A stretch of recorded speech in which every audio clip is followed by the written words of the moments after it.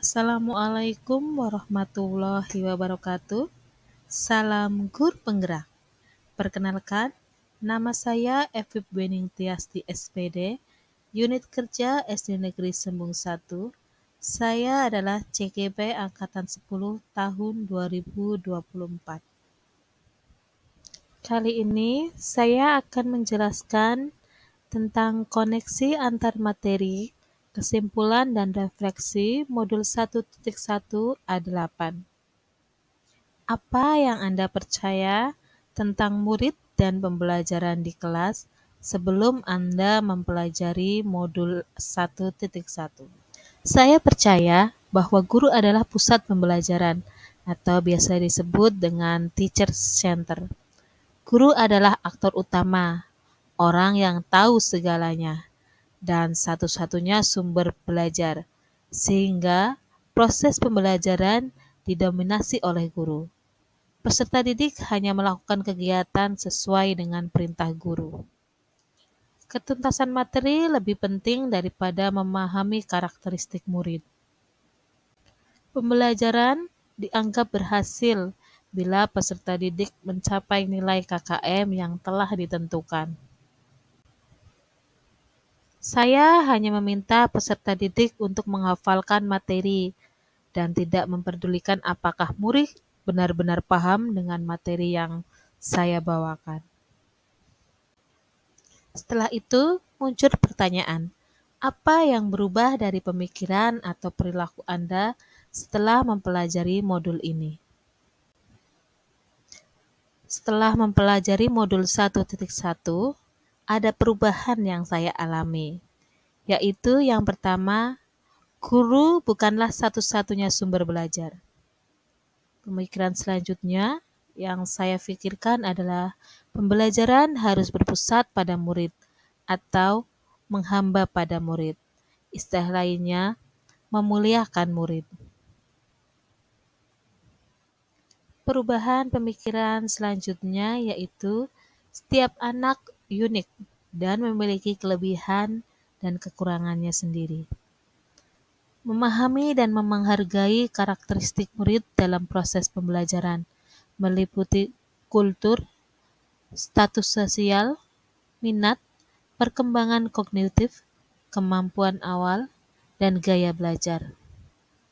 Serta guru harus ikhlas, sabar, dan tulus hati.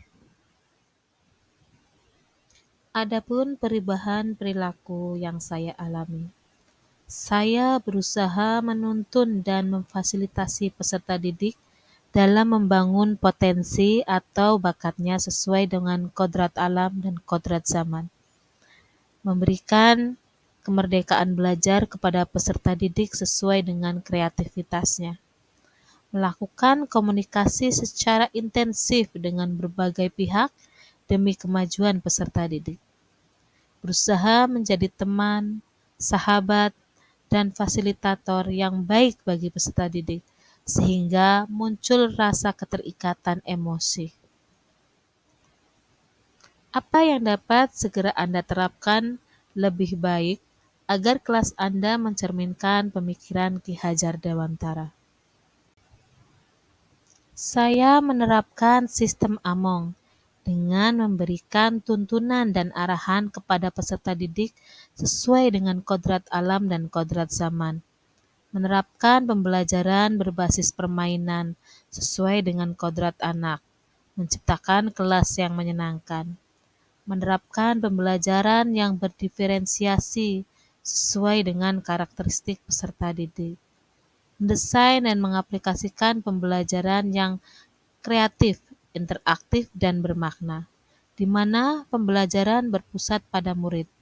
Proses pembelajaran yang menempatkan peserta didik sebagai sosok yang menjadi subjek pembelajaran. Selain itu, saya juga melatih keterampilan abad 21, yaitu keterampilan berpikir kreatif, berpikir kritis, dan pemecahan masalah, berkomunikasi, dan berkolaborasi. Menerapkan konsep merdeka belajar dan mengintegrasikan setiap pembelajaran dengan pencapaian profil pelajar Pancasila. Saya berusaha untuk mengaplikasikan trilogi Ki Hajar Dewantara, yaitu Ingarso Sung Tulodo, yang berarti di depan memberikan teladan atau contoh yang baik kepada murid. Ing Madya Mangun Karso, yaitu di tengah memberi semangat kepada murid. Yang ketiga yaitu Tutwuri Handayani, yaitu di belakang memberikan dorongan kepada peserta didik agar terus belajar dan terus belajar. Jadi, bisa ditarik kesimpulan, Ki Hajar Dewantara telah meletakkan beberapa konsep sebagai dasar pendidikan nasional. Konsep pemikiran merdeka belajar adalah poin utama dalam pemikiran Ki Hajar Dewantara untuk penyelenggaraan pendidikan. Konsep Ki Hajar Dewantara yang pertama yaitu konsep trilogi.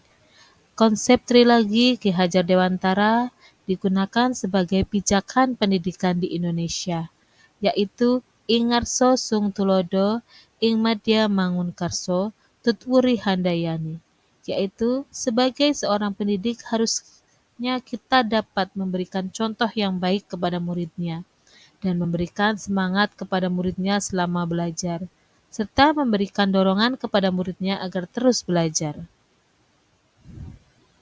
Selanjutnya yaitu asas pendidikan.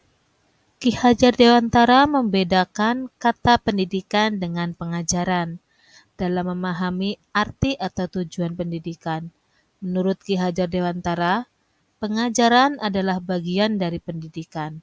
Pengajaran merupakan proses pendidikan dalam memberi ilmu atau faidah untuk kecakapan hidup anak, secara lahir maupun batin. Sedangkan pendidikan memberi tuntunan terhadap segala kekuatan kodrat yang dimiliki anak, agar ia mampu mencapai keselamatan dan kebahagiaan setinggi-tingginya, baik sebagai seorang manusia maupun sebagai anggota masyarakat. Pendidikan adalah tempat bersemainya benih-benih kebudayaan dalam masyarakat. Pendidikan dapat menjadi ruang berlatih dan tumbuhnya nilai-nilai kemanusiaan yang dapat diteruskan atau diwariskan. Pendidikan merupakan proses perubahan yang terus bergerak dan tidak diam.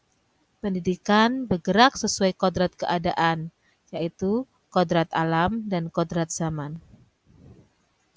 Yang selanjutnya yaitu asas trikon.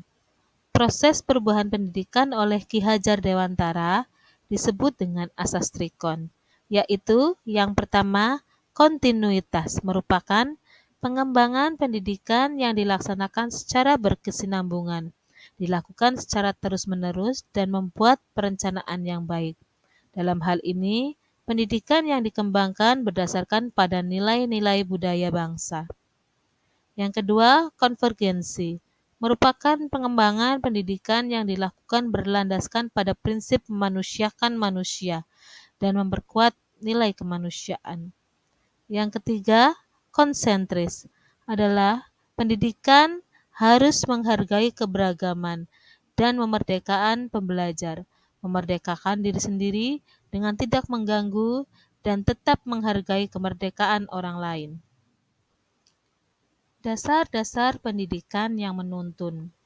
Ki Hajar Dewantara menjelaskan bahwa tujuan pendidikan yaitu menuntun segala kodrat yang ada pada anak-anak, agar mereka dapat mencapai keselamatan dan kebahagiaan yang setinggi-tingginya, baik sebagai manusia maupun sebagai anggota masyarakat. Oleh sebab itu, pendidikan itu hanya dapat menuntun tumbuh atau hidupnya kekuatan kodrat yang ada pada anak, agar dapat memperbaiki lakunya, bukan dasarnya.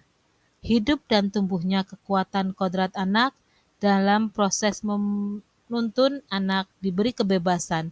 Namun, pendidik sebagai pamong dalam memberi tuntunan dan arahan agar anak tidak kehilangan arah dan membahayakan dirinya.